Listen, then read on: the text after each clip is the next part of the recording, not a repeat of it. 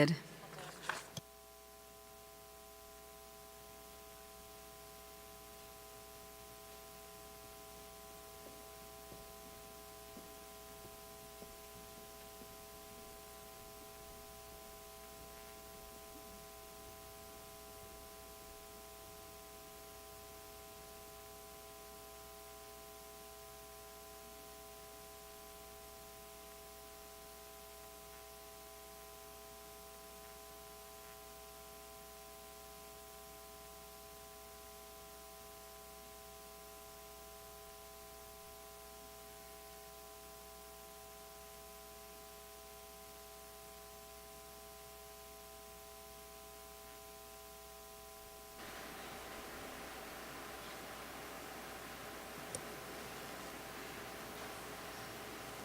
You may now begin your presentation.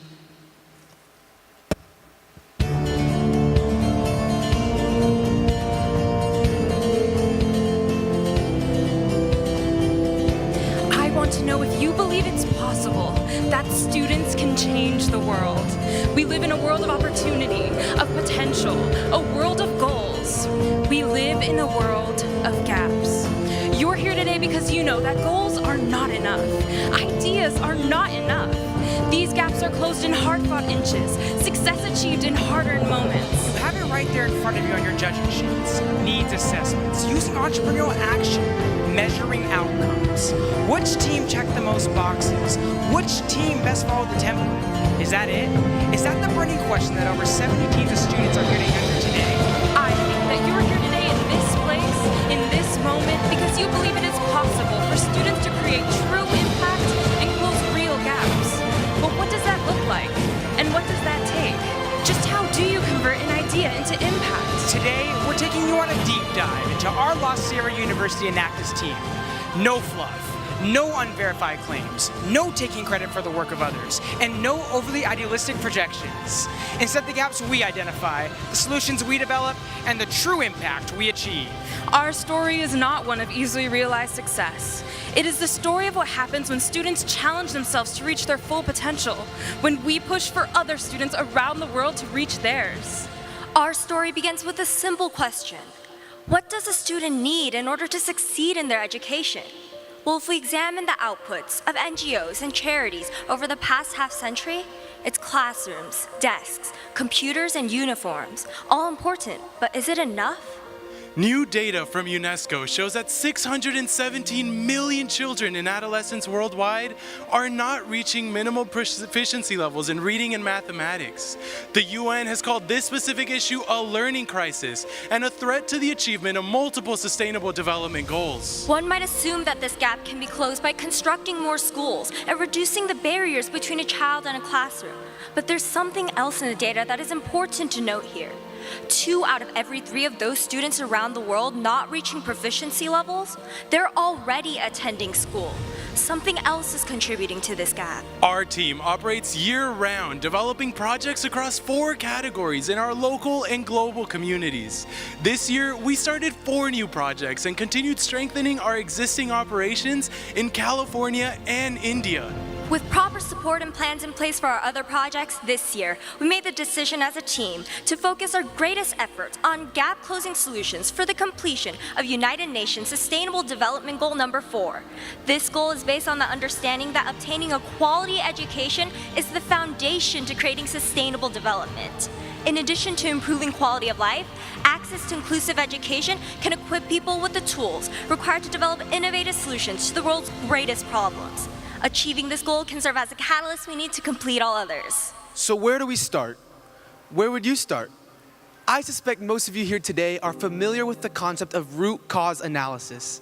As we continue our deep dive into our team's operational year, we need to clearly define the problem we want to solve, the gap we want to close, by drilling down to its root causes. Let's try it right now.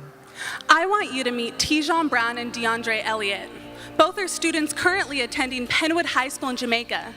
They show up on time for school each day. They pay attention in their classes, and yet they are still struggling to reach proficiency in the subjects they are studying. Let's come back to Tijon and DeAndre in a moment. Travel with us back to sunny Southern California, where we find this business student, let's just call him Brandon, having trouble preparing for a certain topic on his upcoming economics test. What options does he have? Well, Brandon can review information in his textbook, or, and I have a strong feeling this is exactly what Brandon did next, he could access free learning videos at khanacademy.org and start by watching this great 9-minute, 4-second video called Changes in Market Equilibrium. The lesson starts by using... Thank you, Brandon. Brandon has a number of options here. He has a textbook, but even more useful, he has an entire world of information available at his fingertips because he has high-speed internet access. Tijon and DeAndre, girls and boys across Jamaica and throughout so many other parts of our world. They may not have updated books or books at all, and they don't have the level of connectivity or reliable infrastructure that students like Brandon do. In a matter of months, we will mark 25 years. Let me say that again, 25 years since the modern internet was fully open for commercial use. In 1995, our own team was so excited about this that we launched a project called SciFnet, sharing our project knowledge and educational information with a potential of 40 million internet users. The UN, the World Bank, our team, the entire nonprofit world. We all saw the promise of the internet as the bridge in closing gaps in education, human rights, and more all over the world. So why aren't we there yet? We can see that some progress is being made, but it has been much slower than we originally expected. It is nearly impossible to bring high-speed internet access to a community without first solving infrastructure issues like a lack of access to reliable power. Our team spent close to a year assessing these barriers in communities around the world to determine the best way to close a gap in access to educational information. Until these communities reach a sustainable level of internet connectivity, we really need another solution. We can't allow another generation to grow up without a real chance to reach their full potential. So now what should we do? Should we try to donate textbooks to schools around the world?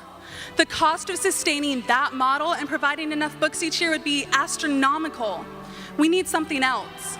What we really need is a way to leverage the benefits of new technology, creating access to large amounts of information without yet having to fulfill the infrastructure requirement of a high-speed connection. People in this room today, do you believe that something like that is possible? Great. Now you're ready to meet my friends, Mark and Ron. Tech enthusiasts and philanthropists Marcus Barr and Ron Zane have been with our team for over a decade, mentoring students as a part of our team's advisory board and introducing us to a number of important on-the-ground partners for some of our past projects in Ghana and Ethiopia. More recently, Mark and Ron have helped us obtain a new method of file compression, which on a flash drive like this one, allows for the storage of up to 4 times the usual number of videos, books, and other media files, all while still maintaining HD quality. Now, with this freely shared technology at hand, we had some serious work to do. Our initial concept was to load educational content onto flash drives and distribute them to communities who could use them. These Enactus e-libraries could be just the solution they have been waiting for. But first, our team will need to determine how to license and curate curriculum-tailored content for the communities and schools in need of education solutions. We would need to ensure compatibility of our drives with a broad range of devices and create an interface to allow users to access content. To source our educational content, we aligned ourselves with the requirements for free licensing, from Khan Academy, CK12, the full Wikipedia School Edition, and the Mark Lefkowitz Lemonade Game. While our delivery methods differ, their vision is the same shared by our team, Enactus, the UN, and others when it comes to quality education for all. To ensure we selected the most relevant content for our e-library drives, we began partnering with teachers, schools, and whole school systems. As a team, we reviewed national curriculum standards for the schools we plan to work with. We even reached out to partners from past projects around the world to help us test our ideas. As a result, we were able to launch multiple pilots, including one at the University of Khartoum, Sudan, testing in our own local community, and at 21 high schools in Jamaica. We established 3 primary objectives for our pilot in Jamaica. First, we were testing the effectiveness of our solution in providing access to relevant learning content. Second, we needed proof of concept to secure a partnership with the Jamaican Ministry of Education. And third, we would carefully assess the use and impact of our e-library drives as part of a cycle of continuous improvement. Our pilot in Jamaica was a success across all 3 of these primary objectives. All 21 high schools in our pilot reported full effectiveness and recommended we move forward as quickly as possible. We secured a formal partnership with the Ministry of Education for full project deployment in 171 schools. But we didn't stop there. We took everything we learned from our 5-month pilot test, from our direct interaction with teachers and students, and carefully planned research to optimize our content curation process, and even more important, our user interface and multi-device compatibility. The result is a new and improved e-library that I have right here. Our dual USB flash drives hold 64 gigs of data, and each is designed and tested by our team for full compatibility with all computer operating systems and mobile Android devices. An important feature, as more than 75% of mobile device users in Jamaica utilize an Android operating system. Each drive is also branded with the La Sierra University Enactus name, so you know you're getting a quality product. Now let's take a look inside of our e-library. Our team spent 400 hours coding with HTML and CSS and creating a fully functional backwards compatible Android app to ensure that our solution can be used both at school and at home. This particular version of e-library includes 422 books and 3,393 educational videos, all tailored to Jamaica's high school curriculum. Let's navigate to one of them right now. How about a video about Mars from NASA? All you have to do is go to the home screen, select videos, browse the NASA category, and there we go. Because of the work we put into the app and interface, students who use our drives are able to master its use in a matter of minutes. And educators have been loving our new Teachers Edition, complete with workbooks, quizzes, tests, and corresponding answer keys. From the start, we believed that listening and responding to the needs of our teachers would be a key to success in this project, and we were right. Today, more than 12,000 teachers now consider themselves our partners in bridging the gap for their students. In January of 2019, our team traveled to Jamaica with these new and improved e-library drives to finish deploying our solution in 171 schools. Together with the Ministry of Education, Youth and Information in Jamaica, we held an official launch ceremony attended by the press and regional and school level administrators. It was there that the principal of Tarrant High School, the school where we held our first pilot nearly a year ago, excitedly reported an increase in student level performance and proficiency due to the use of our e-library drives. We spent a week meeting with every stakeholder group and provided training and support in every user category and setting. Public schools, private schools, schools in the city, schools in rural areas, boys' schools, girls' schools.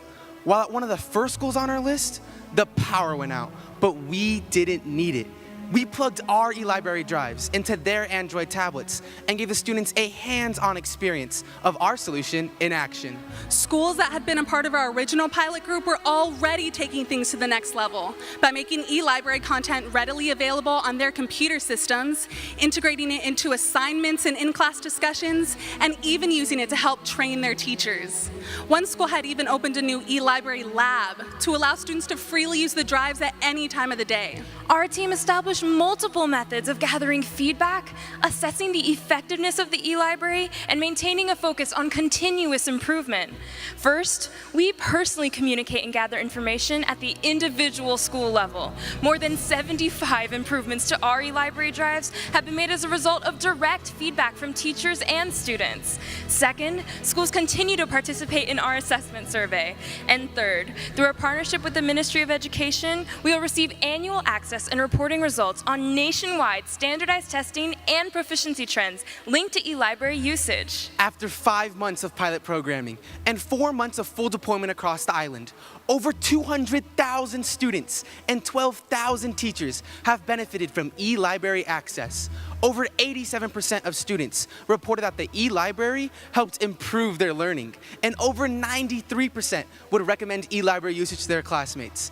These student responses are fantastic indicators of success for our project. And it's not just the students. Over 70% of teachers reported that they use our e-library at least once a week. Over 90% of teachers said it's user-friendly, and 100% of teachers would recommend our e-library for other teachers to use. After a chance to fully use and test our e-library, all of participating schools have opted into a continuation of the project. And the ministry itself has now formally and fully integrated e-library usage into their 7-year education strategy for the the entire nation. And every day, we've been getting feedback, reports, and stories of success from students, teachers, and schools. Like Ariel's story. Before our e-library project, Ariel struggled in mathematics and viewed the experience of learning as one filled with difficulty. Without books or internet access at home, studying had become impossible. So we talked with Ariel after 10 months of using our e-library. She said she uses it often to study and loves how the videos are explained step by step. Her eyes lit up as she shared how her teacher would bring up a new topic in class. I knew the answer, she told us. I learned about it the day before in the e-library.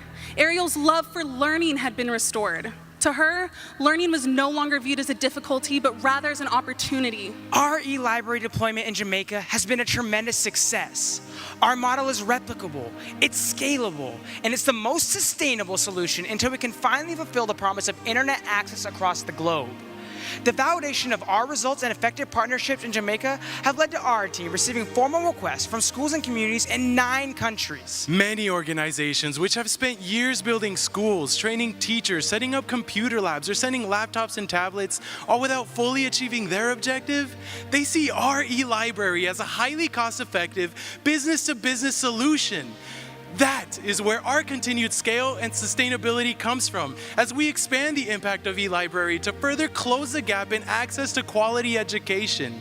So help us spread the word from the halls of the United Nations to the head of your Walmart Foundation. Our work on this project has not been easy, but moonshots never are. It has forced us to organize the best of our energies and skills, the way we recruit, train, support, and retain our team members, the way we design, fund, implement, and improve all of our projects. And we had to let go of the fear and self-doubt that can come with being just students. Because just students is the best thing to be. This year as a team of students, we were innovators, educators, writers, programmers, fundraisers, researchers, problem solvers, gap closers. There were walls we had to break through, nights we didn't sleep through, and mistakes we had to grow through. But we did it as students, and we did it as a team. Because if we want true impact and lasting change, we must understand that one of these is so much more important than one of these. Because we believe that the only difference between this student and these students is opportunity. And opportunity doesn't have to be a zero-sum game. Because we believe that through it all the hate and fear, destruction, apathy, and pain in our world, that any one of these students and all of these students together could be the catalyst that sparks the next world-changing action. And so I ask you again, do you believe? Do you believe it is possible for students to change the world? Do you believe that you have the power to change your community, your company, your world? One life? That is what it means to be a student. And that is what Enactus is all about. Thank you, La Sierra University. Judges, you may now begin the question and answer period.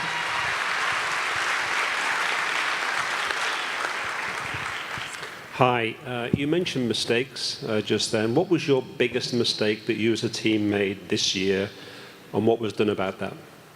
One thing that our team anticipated when we were deploying our drives was a bit of hesitancy from teachers.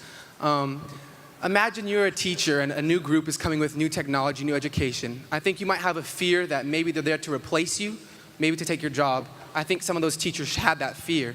But once we talked to them, explained to them that we were there to not take their job, but to provide them with supplemental material, they began to hop on board and really enjoy our project. And now we're proud to say that a majority of the teachers use our drive once a week at the minimum, and 100% of teachers would recommend our drive for other teachers to use. I have a question that's based on your annual report and not something that you presented, so I hope I don't throw you off here. But I'm interested in the cow bank in India. A couple of questions. One, how did you get past government regulations? Because there's 20, I believe 20 out of 29 states don't allow the sale or slaughter of cows because they are sacred. And there's currently over 5 million cows roaming the streets of India. So how did that project sustain itself? So currently we are in our 8th out of 10-year commitment in Dankanakorai, India. And it started out of our question, what does it take to make true impact in an economy? It takes a long-term commitment.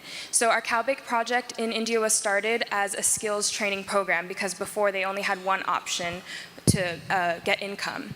And actually, the funds from this come from the milk from the cows. So we loan the cows to them, it's a cow loan, and they pay us back through the sale of the milk. And that's currently operated by the NGO that we set up there in India, called GEDS. And just something that we learned from this project that we actually applied to our project here is the importance of assessment and knowing the needs of the people there. For example, in eLibrary, the students and the teachers are our customers. So we go to them and we ask, is the drive useful to you? Is it helping you in your learning? Have you seen a difference in your perspective? And through our observation, through our surveys, they said, yes, it is. And we go to the school next and we say, do you see it being integrated into your systems? Does it work? Is it improving teaching? Is it improving test scores? And they also said, yes. We go to the ministry next. And we say, look what's happening at the student and teacher level, look what's happening at the school level. Do you want to be a part of this? Do you want to put it as part of your education strategy for the entire nation? Do you want to invest 1 million Jamaican dollars? Yes, we do, and that's what they did this year, actually. And then we went to our business partners, which is how we continue to make this project sustainable and scalable, and said, look at what's happening here. Do you want to be a part of this? Do you want to invest? Do you want to take part? They said yes. Where can we sign the check? And do we stop here? Do we think that that's all we should do? No, we want to go further because we want to know that we're fully closing the gap. And so that's why we got our eLibrary questions put in the standardized tests for the nation, so that when they come out in the fall, we can know the results and if we are really closing this gap. I want to commend you guys on a great project. Just one question regarding the eLibrary.